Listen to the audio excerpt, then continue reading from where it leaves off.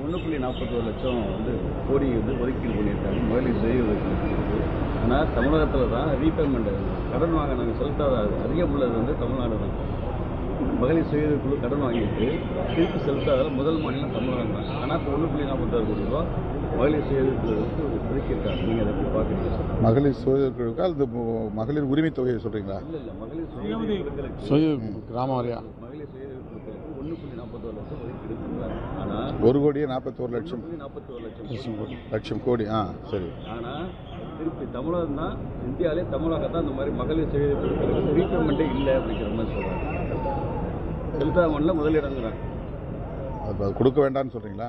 கொடுக்க வேணாம்னு சொல்ல, மக்கள் கட்டலங்கிறாரு. கொடுத்த பணமே திருப்பி வரல. அப்புறம் திருப்பி 1,46,000 கோடி கொடுக்கறதுக்காக வேண்டி பிளான் பண்ணியிருக்கிறீங்க. பழைய அமௌண்ட்டே வரல, புது அமௌண்ட் ஏன் வரல? புது அமௌண்ட் கொடுக்க சொல்கிறீங்க. பழைய அமௌண்ட்டே வராத போது திருப்பியும் கொடுக்க சொல்கிறீங்களே, இது எந்த விதத்தில் சரி வரும்? நம்ம கடன் தொகை அதிகரிக்க வாய்ப்பு உள்ளதே அப்படின்னு கேட்குறாங்க. பொதுமக்களுடைய கேள்வி அது, நீங்கள் கேட்குறீங்களா? பொதுமக்களுக்கு சார்பாக பொதுமக்கள் மேலும் கடன் தானே கேட்பாங்க. மகளிர் கடன் வாங்கினா ரீபேமெண்ட்டுங்கிறது பக்காவாக இருக்கணும். எதுவுமே இல்லை, ரீபேமெண்ட்டே இல்லாதப்ப திருப்பி கடன் கொடுக்குறது எதுக்காக? இல்லை, கடன் வாங்குவங்க மகளிர் சுய உதவி குழு தானே. இப்போ அவங்க வேண்டான்னு சொல்கிறாங்களா? நீங்கள் கேட்குறது வேண்டாம்னு சொல்லலை சார், அவங்களுக்கு கொடுக்குறாங்க. அது நல்லது தானே. இப்போ அவங்க வாங்கின அவங்களுக்கு அது தேவை இருக்குது, அவங்க வாங்குறாங்க. இப்போ நீங்கள் என்ன சொல்ல வரீங்க? அந்த மகளிருக்கு இல்லை,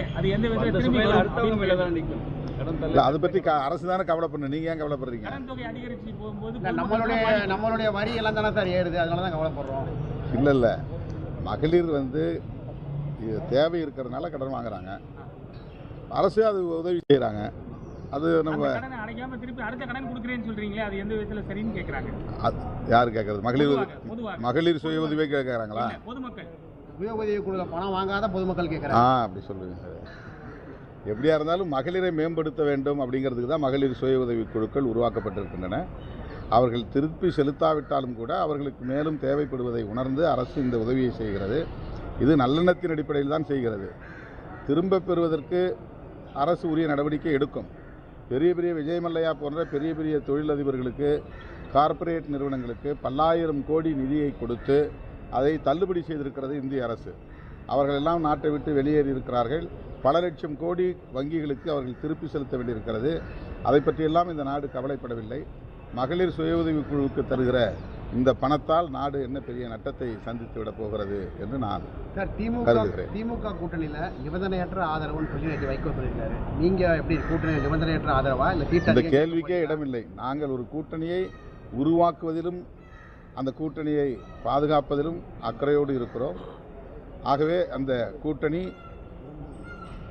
எந்த வகையிலும் பாதிப்படைந்து விடக்கூடாது என்கிற பொறுப்புணர்வில் இருக்கிற விடுதலை சிறுத்தைகள் கட்சி இந்த கேள்விக்கு இடமில்லை என்று கருதுகிறது. மணிசங்கர் ஐயர் தமிழ்நாடு முதலமைச்சரை இந்தியா கூட்டணியில் ஒருங்கிணைப்பாளராக தேர்வு செய்யணும்னு 2 நாளுக்கு முன்பு சொல்லியிருக்காரு. எப்படி பண்ணுறது? ஒரு நல்ல கோரிக்கை. அவர் முன்மொழிந்ததை நான் வழிமொழிகிறேன். இல்லை, காங்கிரஸ் வெளியே போயிடுச்சுன்னா இந்தியா கூட்டணியே இல்லையா சார்? காங்கிரஸ் ஏன் வெளியே போகணும்னு நீங்கள் விரும்புறீங்க? இல்லை, அங்கே தானே போச்சு. நாங்கள் விரும்பணும் இல்லை, ஆல்ரெடி அவங்க என்ன பேச்சுவார்த்தைக்கு அவங்களுக்கு இல்லைங்க. அது தேர்தல் நேரத்தில் கூட்டணி கட்சிகளுக்கு இடையில ஏற்படக்கூடிய சலசலப்பு இது எல்லா கூட்டணியிலும் ஏற்படும். திமுக கூட்டணியில் காங்கிரஸ் ஒரு பவர் ஷேர் கேட்குறாங்க. அது கொடுக்க முடியுமா கொடுக்க முடியாதாங்கிறத நெகோசியேஷனில் தான் முடிவாகும். இப்படி கேட்கறதுனாலே ஒரு கூட்டணி உடைஞ்சிடாது. அவங்க கேட்கறதுக்கு கூட்டணி கட்சிங்கிற ஒரு உரிமையோடு கேட்குறாங்க. நான் உங்கள் கூட்டணியில் தான் இருக்கிறோம், உங்களுக்கான வெற்றிக்காக நாங்களும் பாடுபடுறோம், காலகாலமாக உங்களுக்கு நாங்கள் உழைச்சிருக்கிறோம், அதனால் எங்களுக்கு இந்த முறை அதிகாரத்தில் ஒரு பகிர்வு கொடுங்க அப்படின்னு கேட்குறாங்க. இதில் என்ன தப்பு இருக்குது? அது ஒன்றும் தப்பு கிடையாது. தமிழ்நாட்டு அரசிற்கு அது பொருந்தி வராது அப்படின்னு அவர் முதல்வர் சொல்லியிருக்கிறாருன்னா அதுக்கு அடுத்த கட்டமாக நெகோசியேஷனில் அது முடிவாகும். அது என்ன எப்படி பொருந்தி வராதுன்னு அவர் சொல்கிறாருங்கிறத அவங்க பேச்சுவார்த்தையில் விளக்குவாங்க. இல்லை அது பொருத்தமாக இருக்கும், எங்களுக்கு கொடுங்கன்னு சொல்லி மறுபடியும் அவங்க அழுத்தம் கொடுக்கறதுக்கு வாய்ப்பு இருக்குது. இதனால் ஒரு கூட்டணி உடையாது. கட்டாயமாக திமுக கூட்டணியில் தான் காங்கிரஸ் இருக்கும். அந்த கூட்டணியில் எந்த பாதிப்பும் ஏற்படாது. வாய்ப்பு இல்லை கூட்டணி. அது எங்க நிலைப்பாடு? அது எங்க நிலைப்பாடு? நாங்கள் ஒரு ஸ்டாண்ட் எடுத்துருக்கோம். காங்கிரஸ் வேற ஒரு ஸ்டாண்ட் எடுத்துருக்குது. எங்களை மாதிரியே காங்கிரஸ் ஒரு நிலைப்பாட்டை எடுக்கணுங்கிறது ஒன்றும் கட்டாயம் கிடையாது. அல்லது காங்கிரஸ் சொல்கிற மாதிரி நாங்கள் அவங்கள பின்பற்றி இல்லை எல்லாரும் சேர்ந்து ஒரு அழுத்தம் கொடுப்போம் அப்படின்னு முடிவெடுக்க வேண்டிய நிலையில் நாங்கள் இல்லை. நாங்கள் தெளிவாக இருக்கிறோம். எங்களுக்குரிய கோரிக்கை என்னவோ அந்த கோரிக்கையை பேச்சுவார்த்தையின் போது நாங்கள் முன்வைப்போம். அதே நேரத்தில் இந்த கூட்டணியை உருவாக்குவதிலும் எங்களுக்கு ஒரு ஈடுபாடு இருந்திருக்கு, ஒரு பங்கு இருக்கிறது. அதை பாதுகாக்க வேண்டிய பொறுப்பும் எங்களுக்கு இருக்கிறது. எனவே நாங்கள் வந்து இன்றைக்கி எவ்வளோ இடம் கூடுதலாக இன்னொரு அணியில் கிடைக்குமா அப்படிங்கிற மாதிரிலாம் நாங்கள் எதிர்பார்த்து வெளியேற வேண்டிய அவசியம் இல்லை. இந்த கூட்டணியில் தான் நீடிப்போம். இந்த கூட்டணியில் எங்களுக்கான கோரிக்கை என்னவோ அதை உரிமையோடு கேட்போம். அதிமுக கூட்டணி வந்து ரொம்ப மோசமாக இருக்குது, பல பிரச்சனைகள் இருக்குன்னு சொல்லிட்டு இருந்தீங்க. இப்போ 13 கட்சி இருக்கு உங்கள் கூட்டணியில். முதல் கட்சி பேச்சுவார்த்தையில இவ்வளோ பிரச்சனை வரப்ப இன்னும் 10 பேர் இன்னும் பேச்சுவார்த்தை தொடங்கலையே. அதான் சொல்ல தொடங்காதப்ப இவ்வளவு பிரச்சனை ஆரம்பிச்சு. ஒரு பிரச்சனை இல்லையே, ஒரு பிரச்சனையுமே இல்லையே. பிரச்சனை இல்லாத கூட்டணி திமுக தலைமையான கூட்டணி தான். வாங்கிட்டு போன்ற மாதிரி ஆயிடாதா? அதெல்லாம் நாங்கள் நெகோசியேஷன் முடிவு பிரச்சாரத்திற்கு நேரமும் கிடையாது சார்.